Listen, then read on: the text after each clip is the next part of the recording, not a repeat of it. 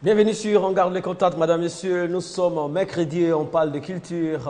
Ce sujet concernait les dessins en cascade des artistes et un autre dessin vient de s'ajouter à la liste. C'est celui de Almighty qui a été l'un des invités sur ce plateau. Il nous a quittés hier après avoir organisé le Festival international de hip-hop, le FI2H, qui sonnait pour lui comme un coup de revoir à son milieu et aussi à tout le hip-hop ivoirien. Madame, monsieur, aujourd'hui, on va s'intéresser à comment rentabiliser les efforts des créateurs et bien entendu, on dira un mot sur le disparu Almighty parce qu'on a été témoin de son dernier festival. Il nous a accordé une interview et nos chroniqueurs auront chacun l'occasion en tout cas de dire un mot sur l'artiste et aussi sur ses décès en cascade. C'est vrai que le sujet est d'actualité. Aujourd'hui également, on parlera de comment rentabiliser les efforts des créateurs pour éviter qu'on se retrouve dans certaines situations inconfortables lorsque les artistes disparaissent ou encore lorsque les artistes tombent malades. L'opinion le sait ici en Côte d'Ivoire, parfois on est obligé de lever des cotisations, de lancer des SOS pour que nos créateurs s'en sortent. Madame, Messieurs, bienvenue sur On garde le contact du jour.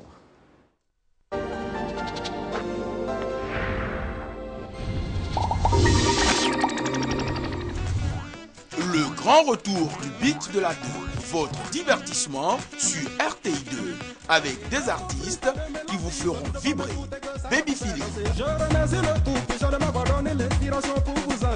Nestor David, Betika,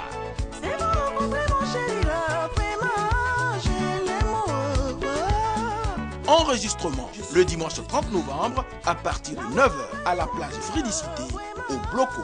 Ticket à retirer au siège Union des jeunes de Port-Boué, Radio ATM, Centre Pilote, le beat de la 2. Il n'y a pas de sur RTI2.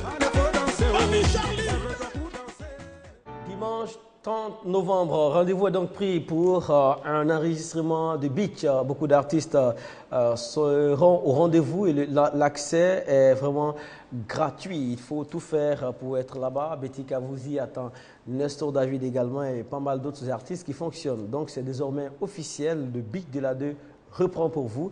Et nous sommes en fin d'année, on aura l'occasion d'aller s'y trémousser là-bas, d'aller faire des rencontres et aussi aller prendre du bon temps. On commence par nos partenaires DCM, le docteur Gabré est avec nous, il est agrothérapeute. Bonjour Gabré. Bonjour Mohamed. Voilà, ça fait la 3e semaine, vous nous amenez des témoins qui viennent confirmer l'efficacité de vos produits. Celui qui est là aujourd'hui se nomme M. Kouagny, c'est ça? Oui, c'est M. Kouagny Sénin. M. Kouagny Sénin. Oui. Il souffrait de quoi? Du diabète. Et nous l'avons rencontré depuis l'année 2003. Ah, ça, on était à nos débuts en tout cas. Il était à un taux de 3,87 quand il est venu chez nous. Je dis bien 3,87 grammes par litre de sang. D'accord. Là, c'était en 2003. Ça, c'était en 2003. Et à ce stade-là, la maladie est prononcée. Mais c'est plus que prononcé. À tout moment, il peut faire un coma diabétique et en mourir. Il peut avoir des séquelles irréversibles s'il a la chance de survivre. Mais en tout cas, à 3,87 grammes le litre, ça... Et à l'hôpital, on vous dit tout de suite hospitalisation, urgence. D'accord. Alors, il s'y rend chez vous. Oui. Vous commencez à vous occuper de lui. Oui. Aujourd'hui, on est à quel niveau? Alors, aujourd'hui, ce matin, il est allé ce matin, c'est le bulletin qui est là.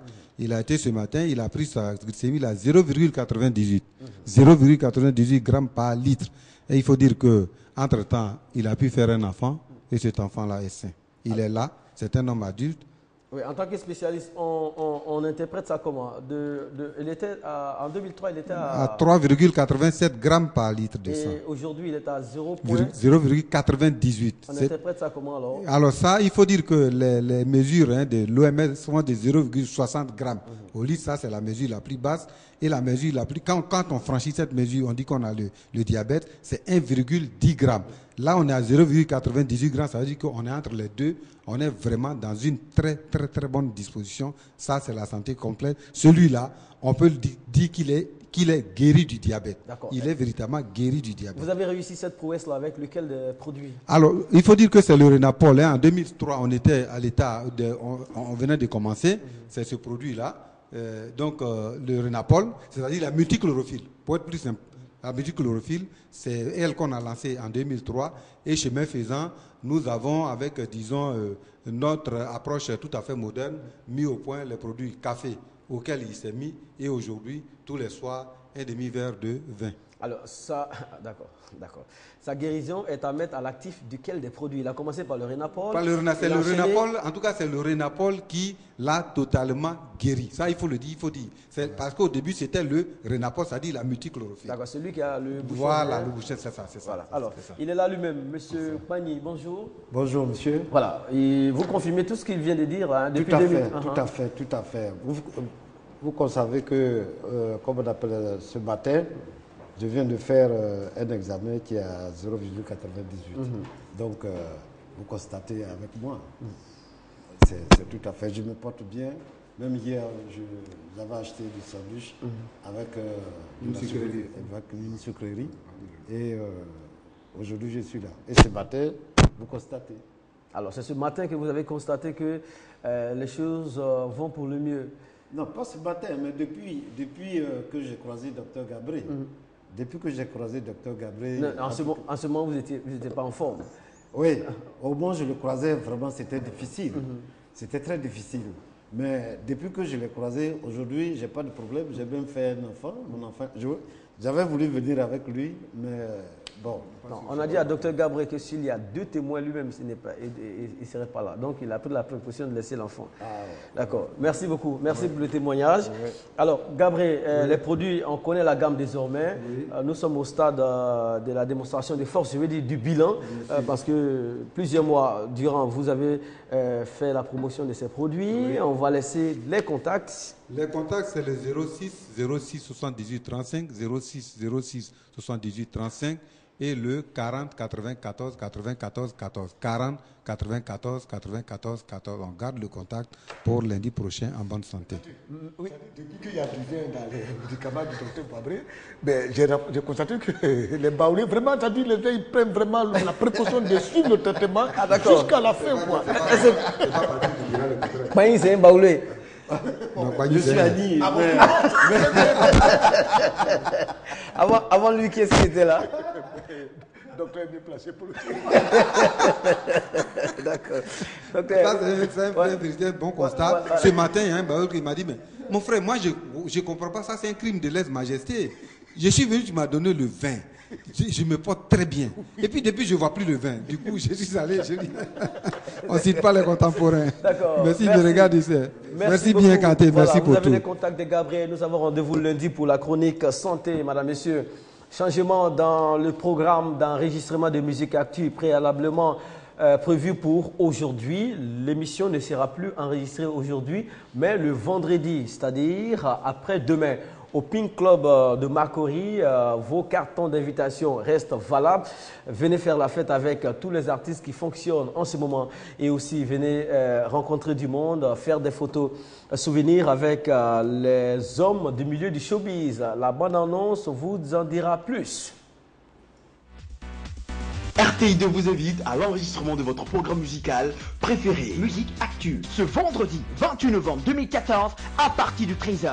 Mise en place 15h. Au Pink Club de Marcory. Avec Ariel Chenet, Pat Sexy, Tsunami et Pepe Lewis, Ava Diez, Black African et Maladamo. Entrée gratuite. Ce carton d'invitation à retirer dès cet instant à la RTI et au Pink Club. Et le jour même de l'émission. Tenue correcte exigée. Musique Actu, c'est chic et c'est choc. Rendez-vous demain, non pas demain, vendredi, donc après-demain, vendredi à partir de 14h au Pink Club pour ces enregistrements de musique actu.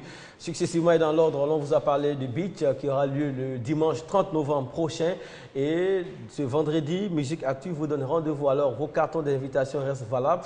L'enregistrement ne se fera plus aujourd'hui, mais le vendredi, donc après-demain. Et vous aurez la bande-annonce dans les espaces promo de RTI2. Nous allons commencer notre plateau du jour. Nous parlons de comment rentabiliser les efforts des créateurs sur le continent africain. Les chroniqueurs, vous les connaissez désormais. Aubin Manfi vient de faire son entrée sur ce plateau. Bonjour Aubin.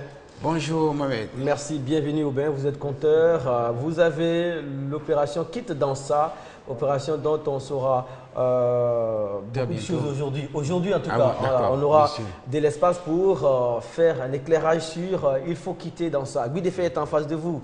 Bi, déjà, vous avez fait une intervention concernant le vin, le vin de Gavré. Oui, qui fait guérir les baoulés en cascade. Mais tout le monde aussi. D'accord.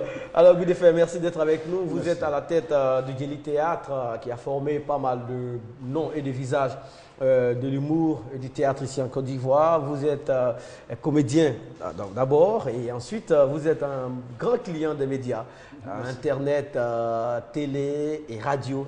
On vous voit partout, ça c'est clair, oui. Merci. On vous voit et la dernière sortie c'est sur GTV. Oui, GSTV. Oui, GSTV. Hein, oui, GSTV. Oui, GSTV, oui. Oui, c'est un jeune frère qui a créé une télé et qui m'a dit, grand frère, si tu peux venir animer là, c'est le président, le PAN. Le président de l'Assemblée nationale. L'Assemblée nationale, c'est mon jeune frère. Il dit, grand frère, j'ai fait un truc, est-ce que tu peux venir animer une chronique là? J'ai dit, petit frère, il n'y a pas de problème. Surtout que si j'anime, tout va suivre. On suit. Oui, c'est un jeune frère, il m'a eu confiance. Il a eu confiance en moi. Oui. Il m'a appelé. Je suis sûr que je vais le lui rendre très bien. Merci beaucoup. Ah oui. Patrick Ndiakan, Relais Internet. Patrick, ça va? Oui, bonjour Mohamed, bonjour aux téléspectateurs et bonjour à nos internautes fidèles. Ah, vous avez du câble ici, hein, Patrick. Vous avez beaucoup de fils. Ça veut dire qu'aujourd'hui, ça ne sera pas du jeu. Sans fil. Non, je veux dire, je suis tellement en contact avec nos internautes concernant les sujets culturels et surtout, ils aiment beaucoup leurs chroniqueurs préférés, Guy Defay et doyen Aubin Monfils. Bienvenue à tous, bienvenue à toutes. On se revoit dans quelques secondes.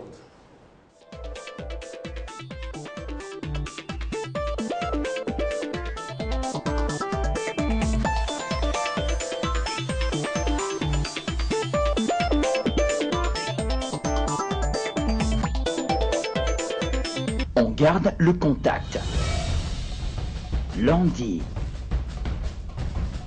La religion en Afrique. Est-il vrai qu'on attend plus de la religion que de nos propres efforts?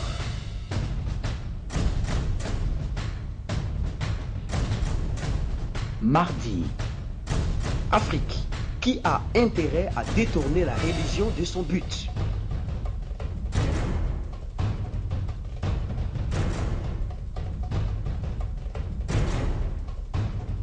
Mercredi. Comment rentabiliser les efforts des créateurs?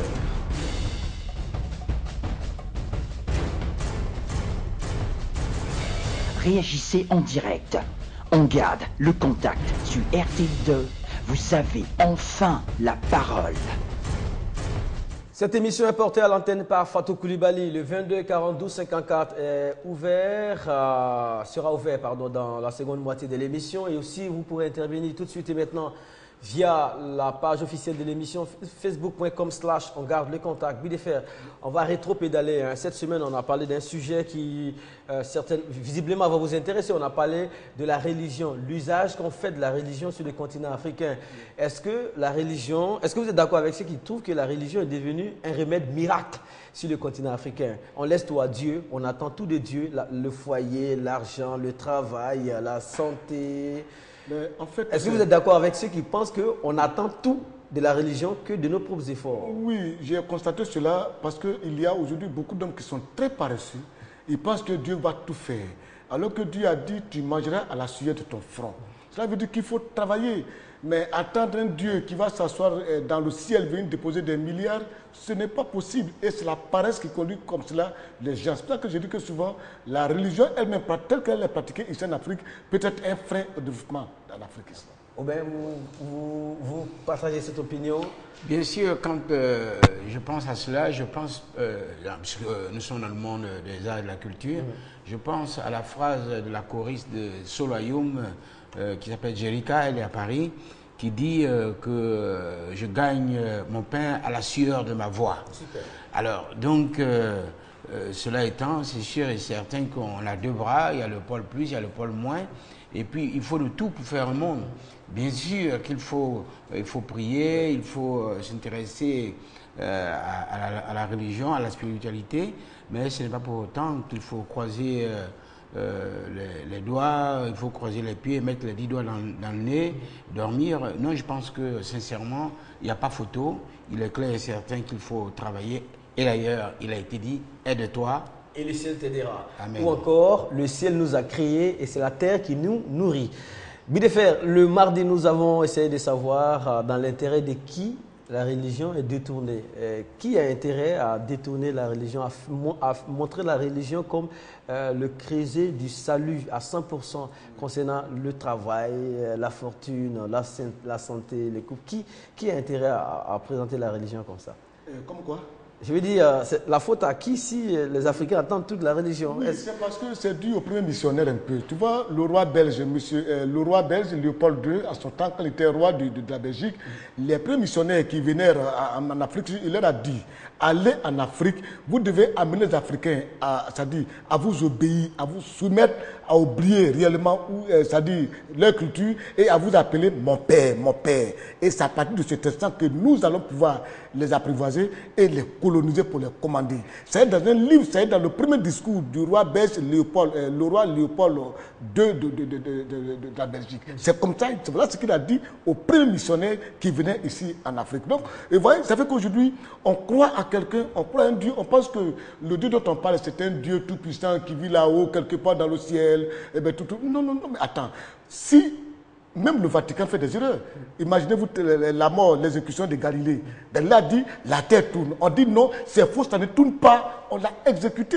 Et après, le pape a reconnu qu'ils ont fait une erreur. Et c'est ce qui a mis en doute un peu l'infaillibilité du pape. Mais oui, c'est ça. En fait, c'est l'Occident qui est venu mettre en nous une autre doctrine, rien que pour nous assujettir et nous exploiter. Et comme il y a des gens en Afrique qui ne font que suivre, ils pensent que le grand Jésus qui est là-bas, c'est le seul Jésus qui existe, alors que partout il y a des prêtres. Mahomet est un envoyé de Dieu, et Jésus est un envoyé de Dieu, mais ça ne veut pas dire qu'il faut travailler. Mais on travaille.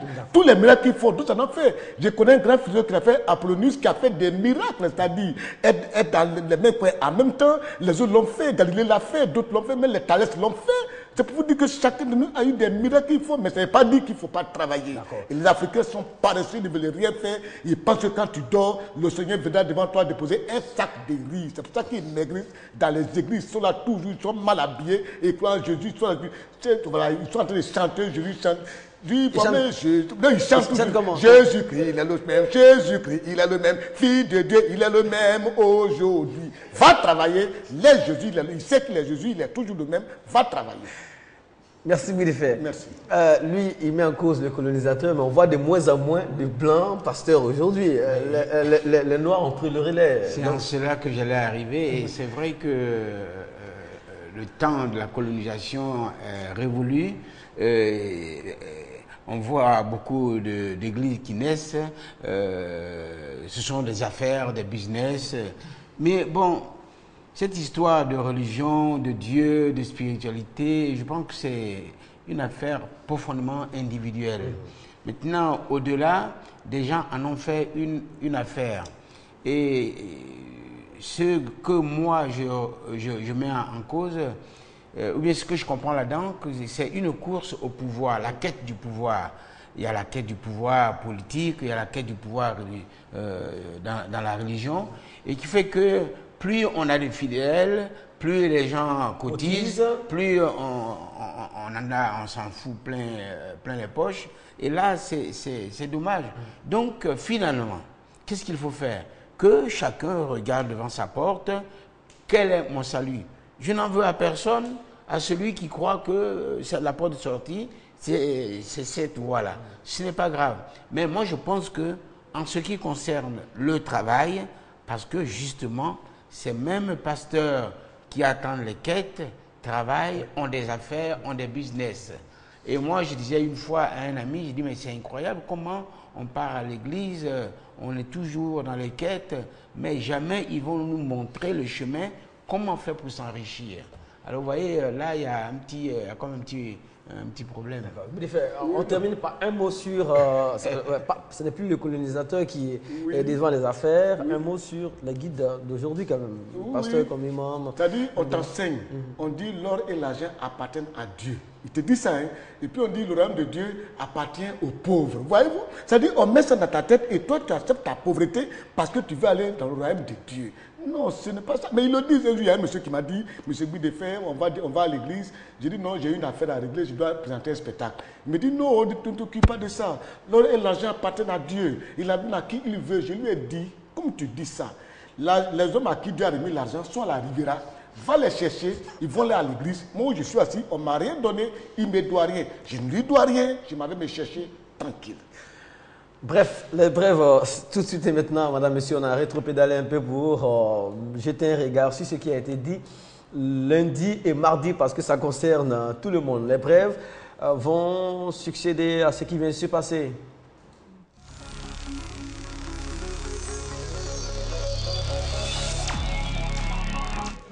La nouvelle, on l'a reçue hier, la disparition de Almighty. On était le 7 novembre avec l'artiste du côté d'Adjamé, c'est son quartier.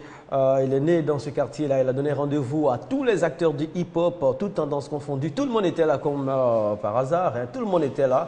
Et la grande famille a communié, a lancé des projets. Et l'artiste était à notre micro. On l'écoute. Il s'agit de l'une de ses dernières interventions.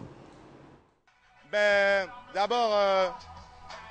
FI2H, il faut savoir que c'est un concept qui veut dire Festival international de hip-hop. F pour festival, I pour international, 2 parce qu'il y a 2 H et puis le H à la fin. Donc FI2H, c'est Festival international de hip-hop. C'est un festival qui est organisé en vue de créer un espace d'expression pour ceux qui font du hip-hop.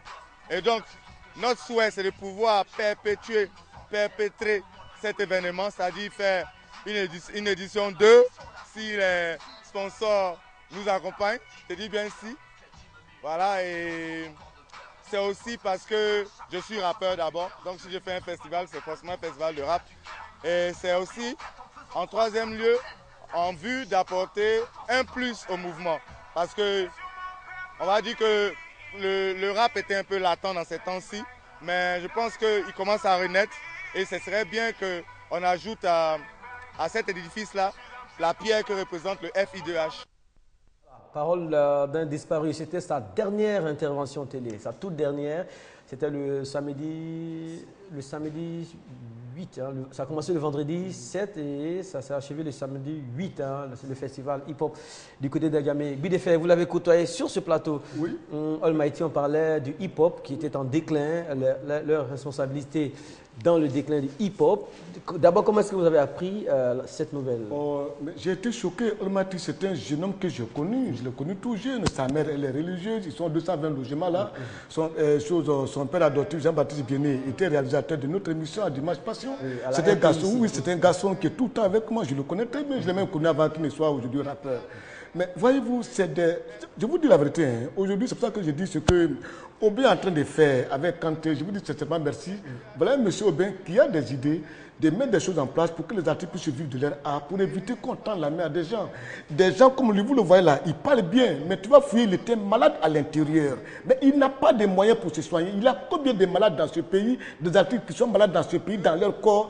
Mais comme il faut vendre l'image de la Côte d'Ivoire, pour qu'on dise que la Côte d'Ivoire existe sur le plan culturel, chacun se bat, il se débat. Ce qu'il est en train de faire là, vous savez combien c'est débattu pour le faire? Il en souffre énormément.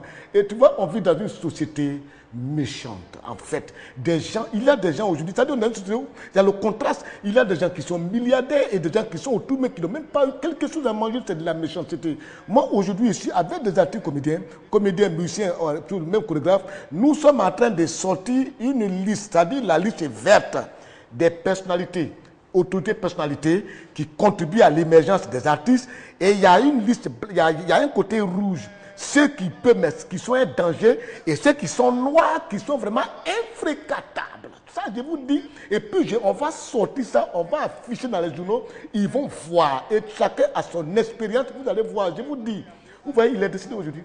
Cadeau, et on est là. Souvent, on est là, oui. Les gens font les Beta Simon, ils font quoi à Paris, les Lolo Diana.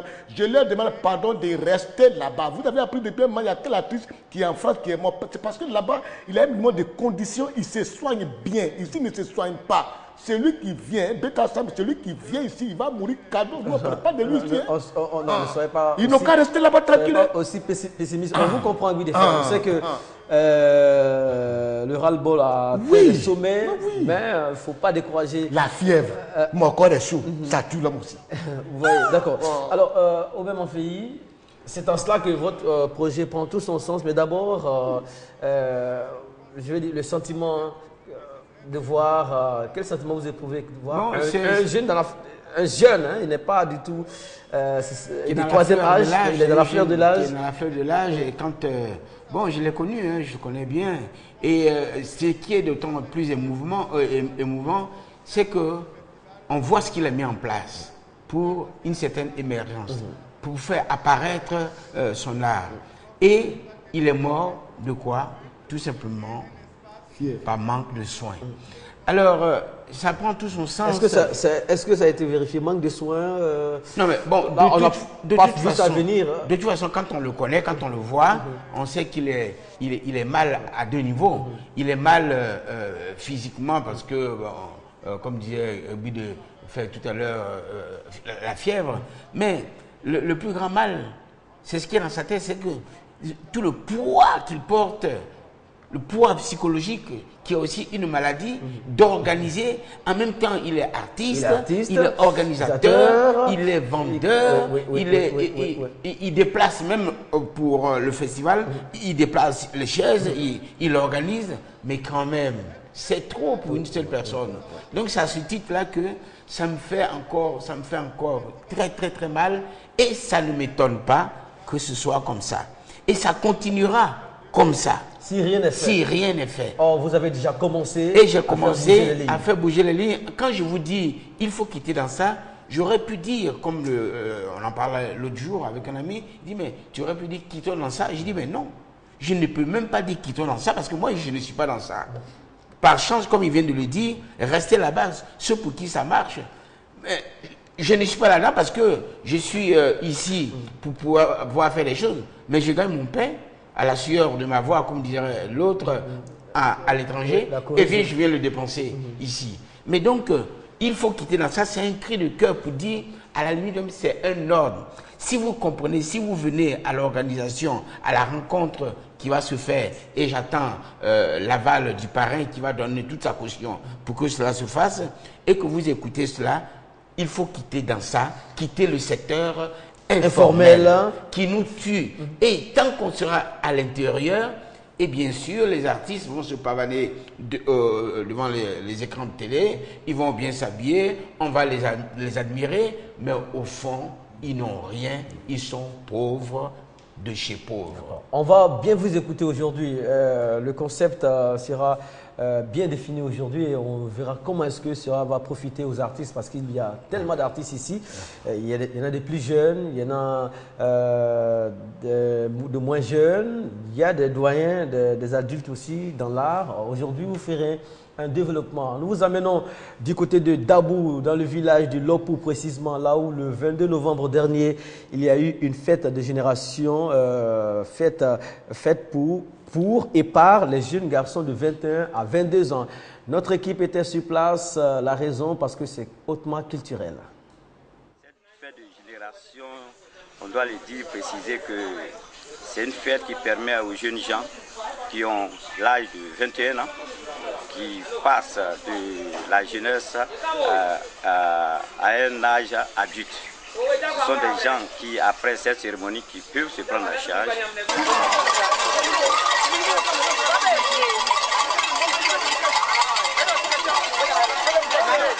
Je suis de la génération 7e. Bago. J'ai intégré la génération 7e, le grand groupe de 7e. Je tiens en main ces baguettes qu'on appelle Pakpacha Anadjoukru pour accompagner nos maris qui font la fête, les 7e garçons qui font la fête.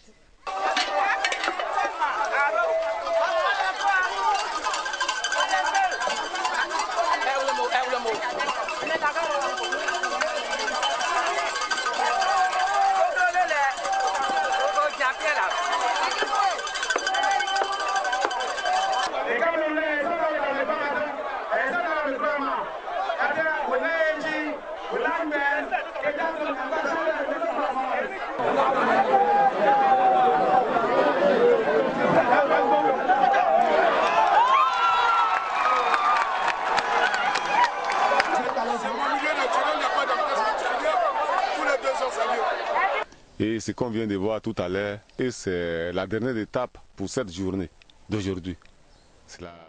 Très bien. Guy Defer, fête de génération, vous en savez beaucoup. Il s'agit d'écoles africaines. Le monsieur le disait tout à l'heure, c'est le passage de l'âge jeune à l'âge, c'est le passage à l'âge adulte. Oui, et puis les adultes, ils ont vraiment gardé leur tradition. Les générations sont bien organisées. Moi, j'ai déjà assisté à une fête de génération comme ça, des doyens, à une fête des riches, aux côtés du ministre Dibi. On vient d'apercevoir. Oui, on était parti sous grandir.